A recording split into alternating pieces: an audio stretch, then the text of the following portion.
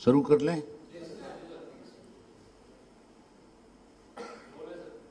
मैंने आपसे पिछली प्रेस कॉन्फ्रेंस में भी कहा था और उससे पहले भी जब जब हम आप मिले खुल करके आपको एक चीज बताई थी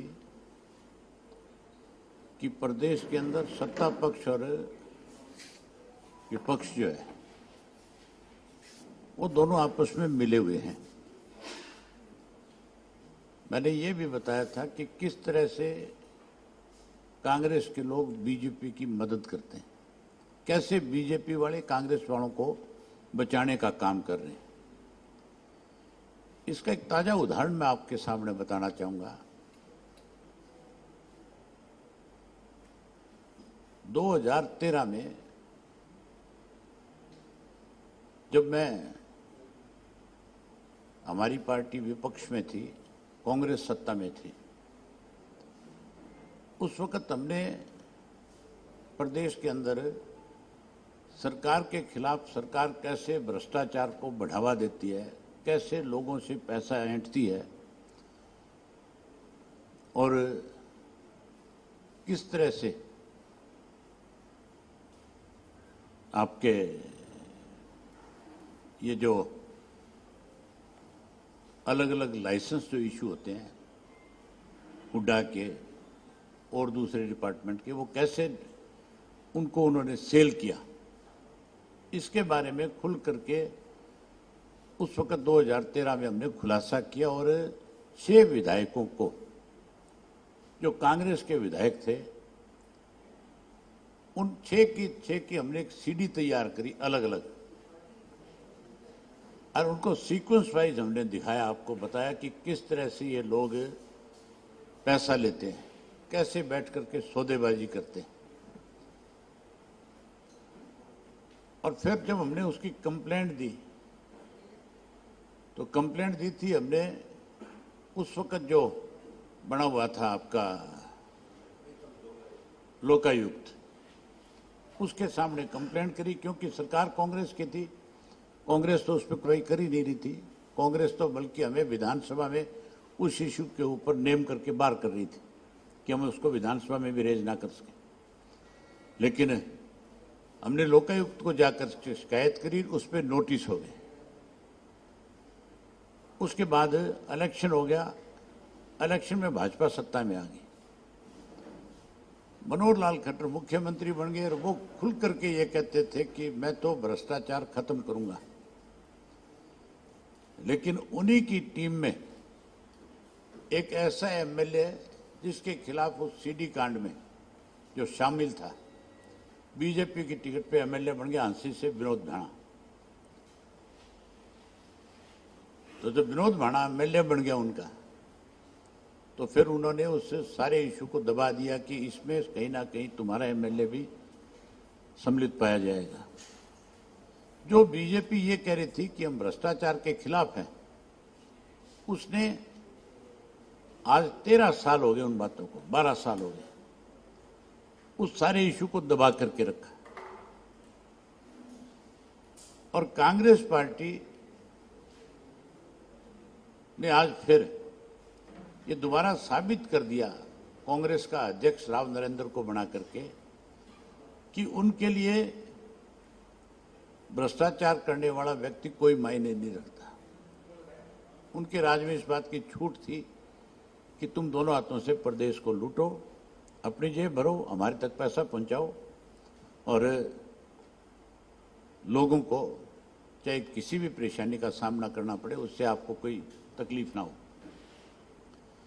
आज फिर ये साबित हो गया, अगर बीजेपी ये कहती है कि हम भ्रष्टाचार करने वाले लोगों के खिलाफ सख्त कार्रवाई करेंगे, तो ये जो 6 लोगों के खिलाफ हमने सीडी दी थी, जिसमें आज कोर्ट ने संज्ञान लिया है, रतियावाड़ा जो एमएलए मौके का, उसके खिलाफ डिस्ट्रिक्ट कोर्ट ने संज्ञान लिया, तो इनको तुरंत इसके लिए एक एसआईटी गठित करनी चाहिए और इन 6 लोगों के खिलाफ, जिनके खिलाफ हमने सीडी जारी करी थी, उनके खिलाफ नए सिरे से इंक्वायरी करके और उसमें आगे बढ़ना चाहिए।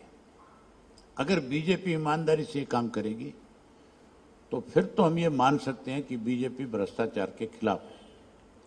और अगर इसमें कुछ नहीं करती तो फिर इसका मतलब सीधा सा ये है कि भाजपा वाले कांग्रेस वालों को बचाना चाहते हैं। आपस में अगर मिले हुए ना होते तो फिर अब तक कार्रवाई होती कि नहीं होती। आज हमने भाजपा को, सरकार को पिछले दिनों मैंने खुल करके कहा था कि या तो 15 दिन के अंदर अंदर किसान के खेत में जो पानी खड़ा है बारिश की वजह से, जो फसलें खराब हुई है, उसका तुरंत मुआवजा दे दे। और अगर मुआवजा नहीं देंगे तो फिर हम उसके खिलाफ किसानों को साथ लेकर के लड़ाई लड़ेंगे और उनके साथ जब तक न्याय नहीं होगा, जब तक मुआवजा नहीं मिलेगा, पानी नहीं निकलेगा, उनकी लड़ाई को आगे बढ़ाएंगे। आज फिर दोबारा ये बात आपके माध्यम से सरकार को कहना चाहता हूं कि 15 तारीख डेडलाइन है हमारी। 15 तक या तो किसान के खेत का पानी निकाल दो और मुआवजा दे दो।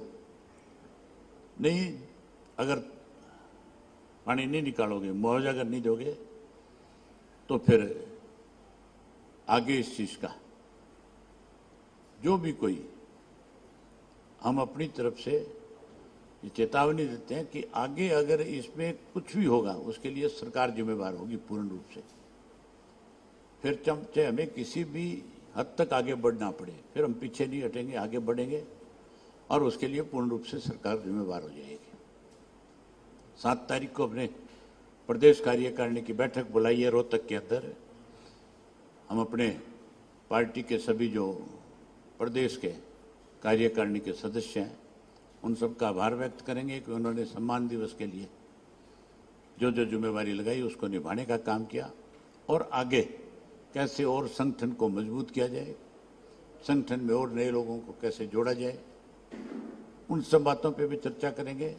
और उसके साथ साथ 3-4 इस किस्म के प्रस्ताव भी लेकर के आएंगे, कानून व्यवस्था पे लेकर के आएंगे। ये जो पानी की वजह से, बारिश की वजह से नुकसान हुआ इसके ऊपर भी, और अन्य जो और कई मामले इस तरह के, उन सब पे चर्चा करेंगे। आज तो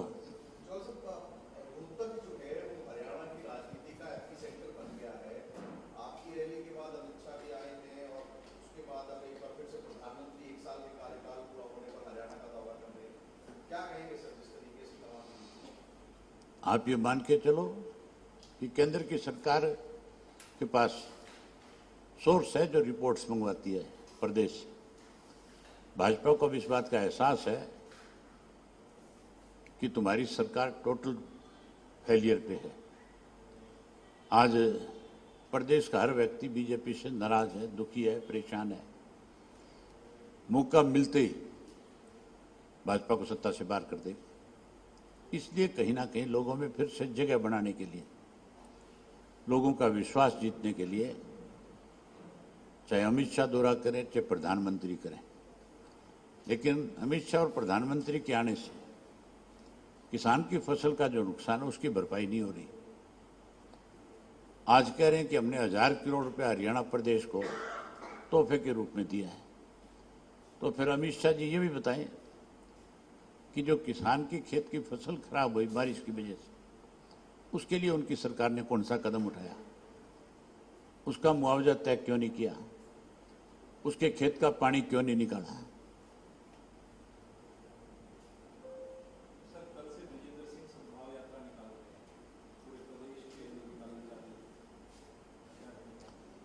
इसका मतलब कांग्रेस में बड़ा विवाद है कि सद्भावना की जरूरत पड़ेगी कांग्रेस को। आप ये मान के चलो कि कांग्रेस में एक नया गुट और खड़ा हो जाएगा, एक नया ग्रुप और तैयार हो जाएगा। जिस पार्टी में गुटबाजी होगी, जिसमें अनुशासनहीनता होगी, जिसमें डिसिप्लिन नहीं होगा, वो पार्टी आगे नहीं बढ़ सकती।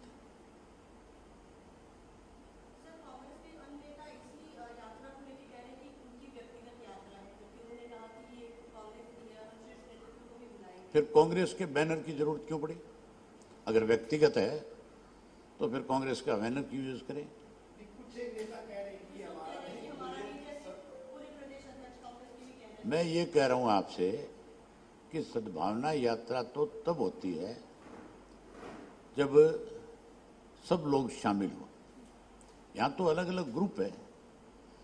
कांग्रेस का जो पहला अध्यक्ष था, जो पहले दिन ये कह रहा था कि हम इस यात्रा से दूरी बना करके रखेंगे, उसका तो मामला ठीक हो गया कि नहीं हो गया?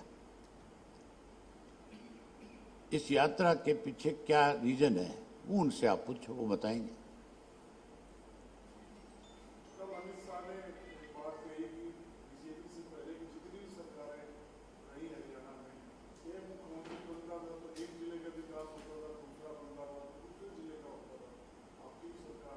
तो फिर उससे ये पूछ लो आप अमित शाह से कि तुम जब हमारी सरकार में शामिल होते थे तब ये बात क्यों नहीं कहते थे? तब कहां था, क्या हो रहा था तुम्हें? तब तो तुम्हारा नामो निशानी नहीं था।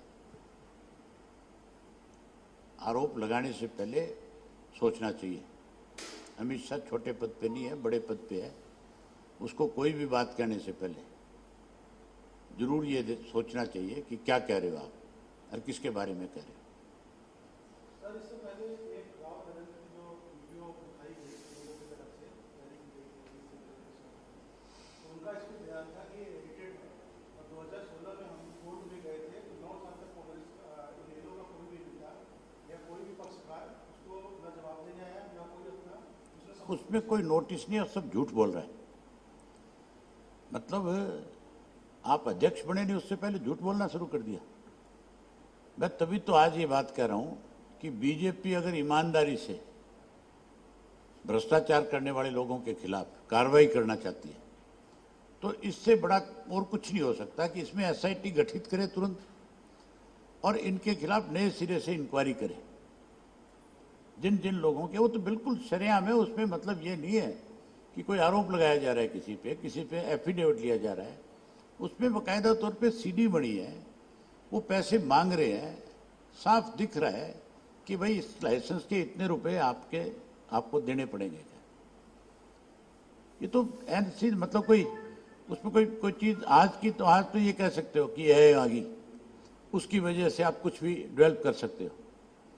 उस वक्त तो कुछ था ही नहीं। उस वक्त तो सीडी बनाना बहुत मुश्किल काम था। ये तो इंडियन नेशनल लोकदल पार्टी ने भ्रष्टाचार के खिलाफ एक बड़ी मुहिम खड़ी करी थी और हमारी गवर्नमेंट बनती तो ये लोग जरूर जेल की सलाखों के पीछे जाते। आइंदा फिर किसी एमएलए की हिम्मत नहीं होती कि वो किसी से पैसे मांग ले।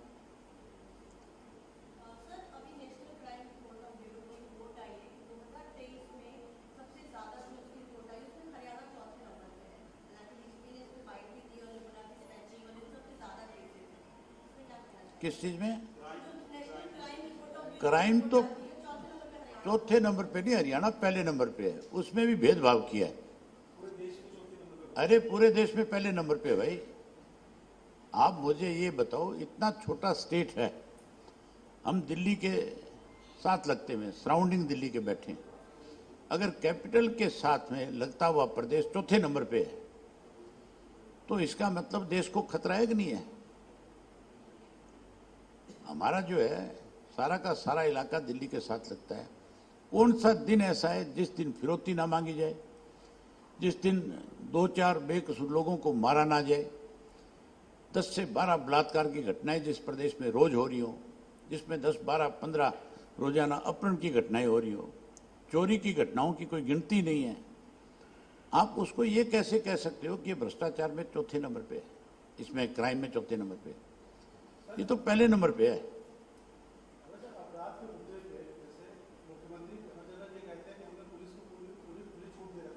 उससे पूछो तुम 10 साल काम भर गए थे? नहीं, आप मुझे ये बताओ, उस मुख्यमंत्री को आप सुन के आ जाते हो, उससे आप ये क्यों नहीं पूछते कि तू आज कहता है कि हमने छूट दे दी, तुम पहले कहां थे? इसका मतलब पहले तुमने कहीं ना कहीं पुलिस को दबोच के रखा हुआ था। आपने खुद ने स्वीकार की यह बात कि भाई हमने छूट दे दी, तो पहले क्यों नहीं छूट दे रखी थी? पहले क्राइम करवाते थे आप, सो रहे थे अब तक क्या?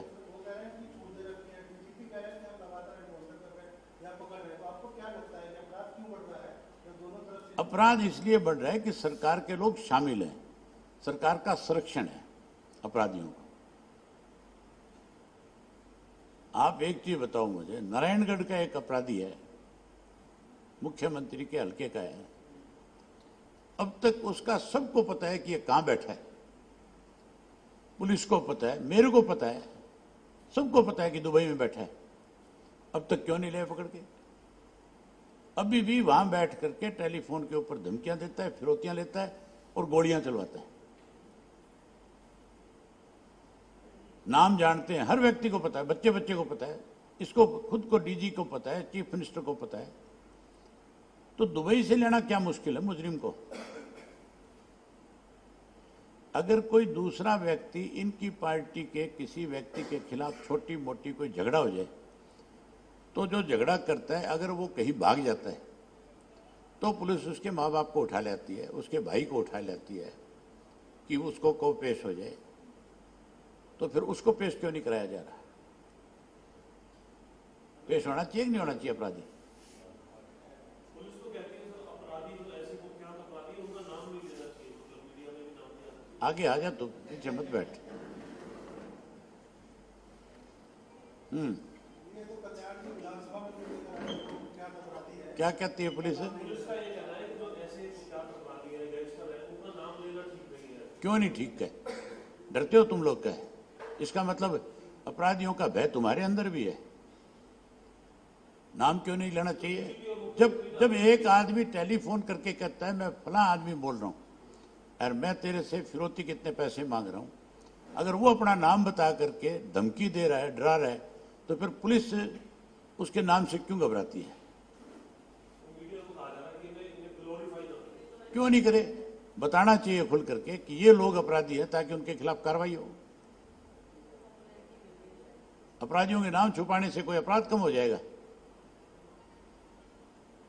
सदन में भी मुद्दा ये उठाया गया था कानून व्यवस्था को लेकर। तो इसलिए कह रहे हैं ये लोग कि ये उन लोगों को संरक्षण देते हैं भाई। अब ये संरक्षण नहीं है तो और क्या है? जो नारायणगढ़ वाला जो है, जिसका सरेआम पता है सबको, अब तक क्यों नहीं लिया गया? अब तक लेना चाहिए कि नहीं लेना चाहिए था पकड़ के? अगर आप कनाडा से ला सकते हो अपराधियों को पकड़ करके, तो दुबई से क्यों नहीं ला सकते? दुबई के साथ तो आपकी ट्रीटी है, दुबई तो कहती है भी ले जाओ हमारे यहां से जो भी कोई अपराधी है। कितनी बार आपकी एसआईटी दुबई में गई है? ये चीज तो मैं अब की बार हमारे एमएलए से कहूंगा कि भाई तुम अनस्टार्ट क्वेश्चन लगाओ और पूछो सरकार से कि कितनी बार एसआईटी ने कहां इंटरनेशनल लेवल के ऊपर अपराधियों को पकड़ने के लिए संपर्क किया है या वहां जाकर के आए हैं। किस किस अपराधी के लिए गए हो तो पूछेंगे सरकार से। विधानसभा में भी मुद्दा ये लगा था कानून व्यवस्था का, इसके ऊपर इनेलो को लेकर के ये था कि कांग्रेस को शोर मचा रही थी, लेकिन इनेलो विधायक जो है वो अपनी उपस्थिति उस हिसाब से नहीं दर्शा पाए। शोर कहाँ मचा रहे थे? वॉकआउट कर रहे थे कांग्रेस वाले। तो शोर कहाँ मचाया? मुझे आप ये बताओ, शोर नारेबाजी करने से क्या होगा? आप मुझे ये बताओ, नारेबाजी करके हाउस को 5 बार आपने सस्पेंड करवा लिया, आपने उस इश्यू के ऊपर वॉकआउट क्यों किया? आप लड़े क्यों नहीं? आपने उदाहरण क्यों नहीं दिए? कहाँ कहाँ अपराध हुआ, किस किस अपराधी को आपने संरक्षण दिया, किस वजह से अपराध जो है, इस बात का सरकार से जवाब मांगते। जवाब मांगने की बजाय भाग्य कि नहीं भाग्य, हाउस छोड़ करके भागे। हमारे दोनों एमएलए पूरे समय तक बैठे रहे और जब मौका मिला तो उसी इशू को लेकर के उन्होंने सरकार के सामने क्वेश्चन रेज किए, सरकार को उस मामले में कटघरे में खड़ा करने का काम किया।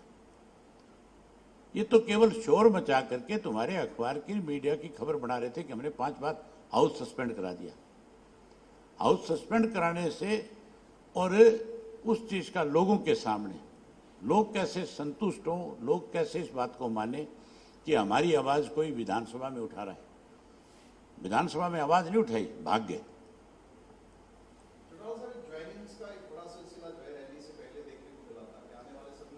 हाँ, अब भी आप बड़े चेहरे देखोगे। हर 10 दिन में 15 दिन के अंदर हरियाणा प्रदेश के अंदर अलग अलग राजनीतिक दलों को छोड़ करके लोग इंडियन नेशनल लोकदल पार्टी को ज्वाइन करेंगे। बड़ी ज्वाइनिंग होगी, जिनकी अपनी एक पहचान मतलब वोट के रूप में, नाम तो बहुतों के बड़े हैं, पर हमारे यहाँ कहावत है नाम बड़े दर्शन छोटे के। पर मैं उन लोगों को ज्वाइन कराऊंगा जिनके समाज के अंदर एक अपनी पहचान होगी। सर अभी थोड़े दिन में संपत सिंह जी का नाम काफी आया हुआ है सामने, ये भी चर्चा चल रही है। ये फैसला चौधरी संपत सिंह करेंगे। चौधरी संपत सिंह हमारे आदरणीय है, और चौधरी संपत सिंह का और हमारा आज का रिश्ता नहीं है, आप जब पैदा नहीं हुए उससे पहले के रिश्ते हैं। बहुत धन्यवाद।